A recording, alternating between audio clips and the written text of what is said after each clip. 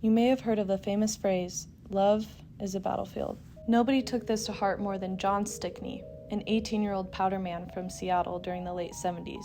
John was in love with his high school sweetheart, Lisa Clark, who was a freshman at Washington State University in 1979.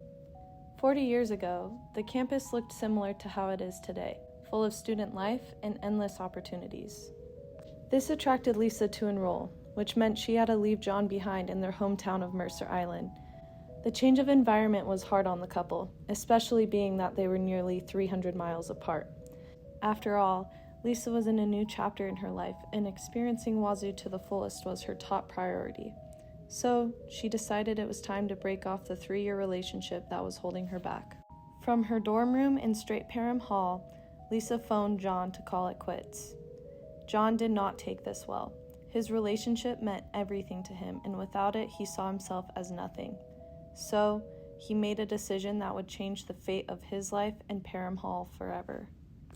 On December 18, 1979, John drove 5 hours to WSU, carrying with him enough explosives to build a bomb. Upon arrival, John Stickney snuck into the doors of Perham Hall, made his way up the stairs, and knocked on Lisa's door in hopes he could change her mind.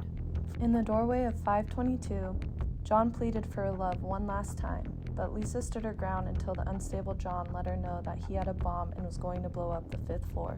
Lisa, along with the rest of the floor, was able to evacuate before getting hurt, but when 2 officers approached John to disarm the bomb, he ran down the hallway and pulled the pin. The explosion ripped through the halls, killing John and injuring the 2 officers. The entire 5th floor was gutted from the inside out. Windows shattered, walls crumbled down to nothing, and the thick oak doors split into shreds. One of them, ironically, still had this note taped to it. The only item left intact in Lisa's room was this framed picture of her and John during happier times, only now covered in John's blood splatter. The incident left the community in complete shock. How could a first love heartbreak end with this final tragedy?